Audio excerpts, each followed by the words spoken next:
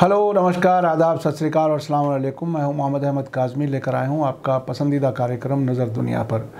आज हम आपके सामने दो बड़ी खबरें लेकर आए हैं जो किसी न किसी तरह से एक दूसरे से जुड़ी हुई हैं।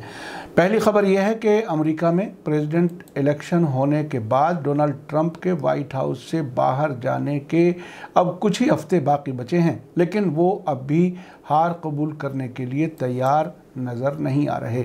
नए चुने गए प्रेसिडेंट जो बाइडन ने पहली बार खुलकर शिकायत की है कि ट्रंप की सरकार की तरफ से उनकी टीम को सत्ता हस्तांतरण यानी पावर ट्रांसफ़र में रुकावटें डाली जा रही हैं। उन्होंने ख़ास तौर से कहा है कि डिफेंस डिपार्टमेंट यानी पेंटागन की तरफ से उनकी टीम को जानकारियां नहीं दी जा रही। उधर दूसरी खबर यह है कि ईरान का कहना है कि खाड़ी में अमेरिका की बढ़ती फौजी मौजूदगी खुद अमेरिका के डर का नतीजा है। अब से पहले ईरान की तरफ से अपने कमांडर कासिम सुलेमानी और इराक के डिप्टी कमांडर अबू मेहदी अल मोहंदिस के अमेरिका के ज़रिए कत्ल के बदले की धमकी दी जा चुकी है। इसलिए उनकी 3 जनवरी को पहली बरसी के मौके पर अमेरिका और उनके दोस्तों में खौफ का माहौल है। इसी बीच खबर है कि इराक में अमेरिका के एम्बेसडर ने 3 जनवरी 2020 को दोनों कमांडरों के कत्ल के बाद इराकी प्राइम मिनिस्टर आदिल अब्दुल मेहदी से कहा था कि उनका निशाना कमांडर कासिम सुलेमानी थे और वो अबू मेहदी अल मोहंदिस को नहीं मारना चाहते थे। साथ ही यह भी बताया जा रहा है कि ब्रिटिश सिक्योरिटी कंपनी भी कासिम सुलेमानी के कत्ल में मुलव्विस थी। आज का एपिसोड काफ़ी अहम है, आखिर तक ज़रूर देखें। आगे बढ़ने से पहले आपसे गुजारिश है कि अगर आपने अभी तक media star world YouTube channel subscribe नहीं किया है तो सब्सक्राइब कर लें और घंटी दबाना ना भूलें ताकि आपको हमारी हर एक वीडियो की खबर सही वक्त पर मिल सके। आगे बढ़ने से पहले आपसे गुजारिश है कि अगर आपने अभी तक media star world YouTube channel subscribe नहीं किया है तो सब्सक्राइब कर लें और घंटी दबाना ना भूलें ताकि आपको हमारी हर एक वीडियो की खबर सही वक्त पर मिल सके। अगर हमारी खबर सच्ची और अच्छी लगे तो अपने व्हाट्सएप ग्रुप, फेसबुक, इंस्टाग्राम और ट्विटर अकाउंट पर ज़रूर शेयर करें ताकि मीडिया स्टार वर्ल्ड की खबरें दुनिया भर तक पहुंच सकें। आज की बड़ी खबर यह है कि अमेरिका में नए चुने गए प्रेसिडेंट जो बाइडन बड़ी तकलीफ से गुजर रहे हैं। उन्होंने कहा है कि उनकी सत्ता हस्तांतरण टीम यानी पावर ट्रांसफ़र टीम को डोनाल्ड ट्रंप के तहत डिफेंस डिपार्टमेंट की तरफ से रुकावट का सामना करना पड़ रहा है। ये ऐसे वक्त में है जबकि 20 जनवरी को जो बाइडन को अमेरिका के प्रेसिडेंट के तौर पर शपथ यानी ओथ लेनी है। न्यूयॉर्क टाइम्स की रिपोर्ट के मुताबिक नए चुने गए प्रेसिडेंट जो बाइडन और वाइस प्रेसिडेंट कमला हैरिस को हुकूमत ट्रांसफ़र टीम की तरफ से ब्रीफिंग की गई। उसके बाद उन्होंने कहा कि अभी हमें वे सभी इंफॉर्मेशन नहीं मिल रही हैं, ख़ास तौर से नेशनल सिक्योरिटी के मामलात जो हमें मौजूदा सरकार से मिलनी ज़रूरी हैं। बाइडन ने विल्मिंगटन डेल में कहा कि उन्हें और वाइस प्रेसिडेंट कमला हैरिस को पावर ट्रांसफ़र वाली टीम ने इस बारे में बताया है। उन्होंने कहा है कि ये गैर जिम्मेदारी से कम नहीं है। जो बाइडन ने कहा कि उनकी टीम को डिफेंस डिपार्टमेंट में और बजट मैनेजमेंट डिपार्टमेंट में सियासी लीडर्स की तरफ से रुकावटों का सामना है।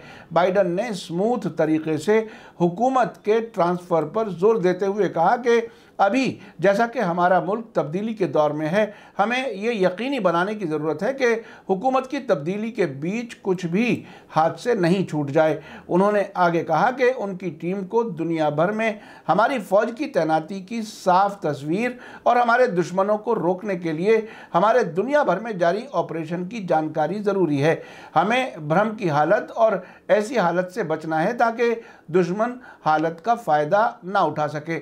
न्यूयॉर्क टाइम्स ने आगे लिखा है कि मंडे को एक्टिंग डिफेंस मिनिस्टर क्रिस्टोफर सी मिलर ने एक बयान में बाइडन की टीम के साथ डिपार्टमेंट की तरफ से कोऑपरेशन के लेवल का बचाव करते हुए कहा कि पेंटागन हुकूमत की तब्दीली के सिलसिले में मीटिंग तय कर रहा है और वो किसी भी रिक्वेस्ट का जवाब देने के लिए तैयार है।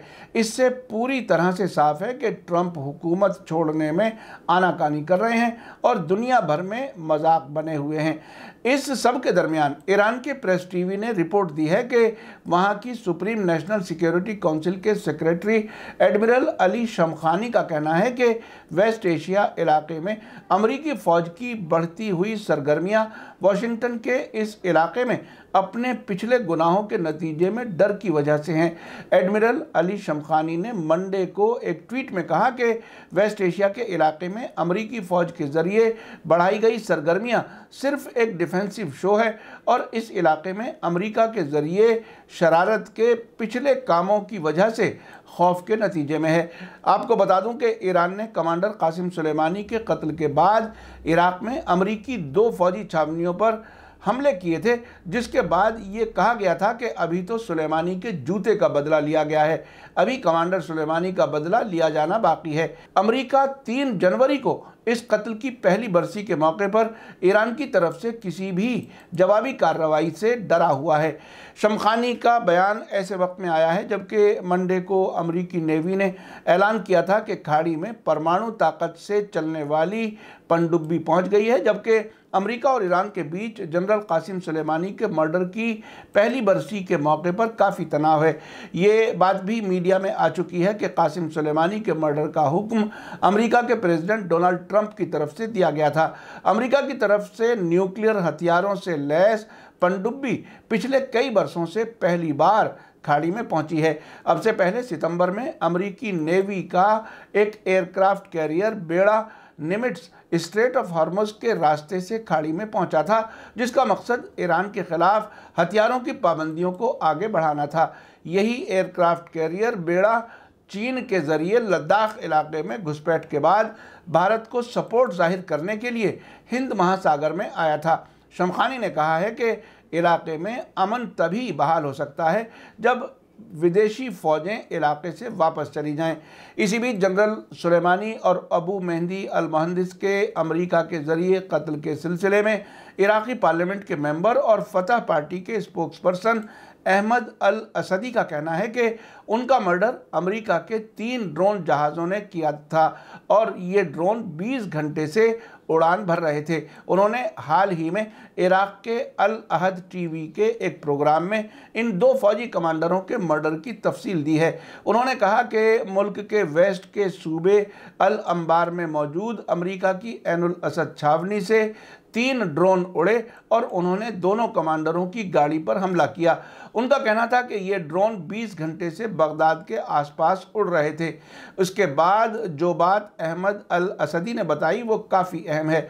उनका कहना है कि इराक में अमेरिकी एम्बेसडर ने इराकी प्राइम मिनिस्टर आदिल अब्दुल मेहदी को टेलीफोन किया और कहा कि हमारा निशाना सुलेमानी थे, ना कि अल मुहंदिस। साथ ही उन्होंने बड़ी बेशर्मी से कहा कि आप ये ना समझिए कि मैंने आपसे माफ़ी मांगने के लिए फ़ोन किया है। उसके कुछ ही दिन बाद ईरान ने इराक में अमेरिकी फ़ौजी छावनी ऐनुल असद पर कई मिसाइल हमले किए और ये ऐलान किया था कि ये सिर्फ एक झलक है और सुलेमानी के खून का असली बदला लेना अभी बाकी है। इसी बीच इराक के वॉलेंटरी फोर्स असायब अहले हक के सेक्रेटरी जनरल शेख कैस अल खज़अली का कहना है कि जनरल सुलेमानी और अबू मेहदी अल मुहंदिस के मर्डर में एक ब्रिटिश सिक्योरिटी कंपनी का भी हाथ है। उन्होंने दोनों फौजी कमांडरों के मर्डर की डिटेल देते हुए ट्वीट किया है कि बगदाद एयरपोर्ट की सिक्योरिटी की जिम्मेदारी ब्रिटिश कंपनी G4S की थी और इन 2 महान कमांडरों के मर्डर में इस कंपनी ने भी अहम रोल अदा किया है। अब से पहले मीडिया स्टार वर्ल्ड ने ऐसी कई खबरें दी हैं जिसमें डोनाल्ड ट्रंप के हार कबूल न करने और उनकी उल्टी सीधी हरकतों के बारे में बताया गया है। 13 नवंबर को हमने बताया था कि ट्रंप सरकार इंटेलिजेंस एजेंसियों की ब्रीफिंग जो बाइडेन तक पहुंचने में रुकावट डाल रही है, जिस पर खुद उनकी रिपब्लिकन पार्टी के भी कुछ लीडर नाराज़ हैं।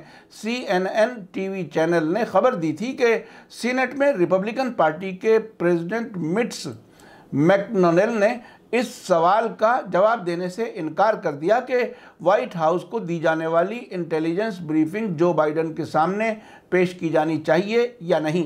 CNN के जर्नलिस्ट ने यही सवाल सीनियर रिपब्लिकन सीनेटर चक ग्रेसले से पूछा तो उन्होंने कहा कि बिल्कुल ये ब्रीफिंग जो बाइडेन के सामने भी पेश की जानी चाहिए। इसी दौरान former national security adviser Herbert McMaster ने कहा था कि हुकूमत के तबादले के मरहले में स्टेबिलिटी का माहौल ज़रूरी है, इसलिए इस वक्त डिफेंस मिनिस्टर मार्क एस्पर को हटाया जाना अफसोसनाक है और इस मरहले में अब और उथल पुथल अमेरिका के फायदे में नहीं होगी।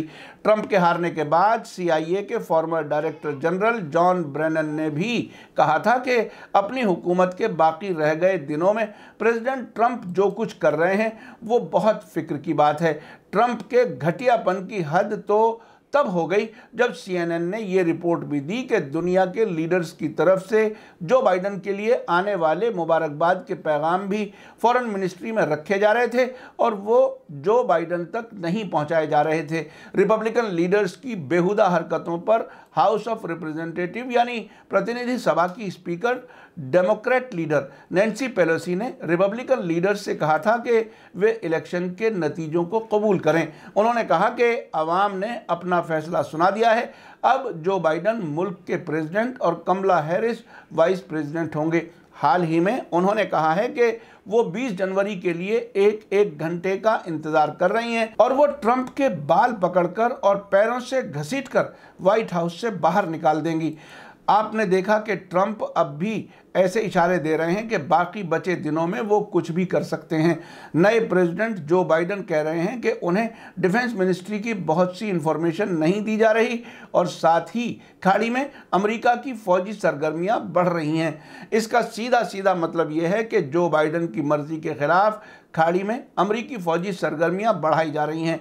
ईरान का कहना है कि अमेरिका ईरान की तरफ से बदले की कार्रवाई से बचने के लिए ये सब कर रहा है। वजह जो भी हो, ये बात तो तय है कि मिडिल ईस्ट में डोनाल्ड ट्रंप गैर यकीनी हालत छोड़कर जा रहे हैं। जंग जैसे हालात बने हुए हैं।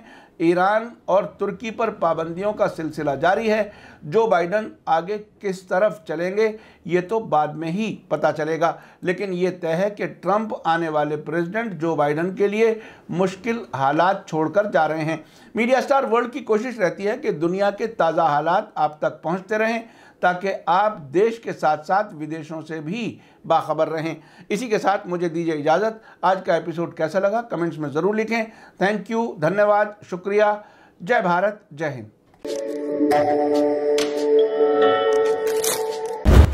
मीडिया स्टार वर्ल्ड के और वीडियो देखने के लिए हमारे चैनल को सब्सक्राइब करें और सीधे नोटिफिकेशन पाने के लिए बेल आइकन दबाएं। और अगर हमारी खबर सच्ची और अच्छी लगे तो अपने व्हाट्सएप, इंस्टाग्राम, फेसबुक और ट्विटर अकाउंट पर जरूर शेयर करें।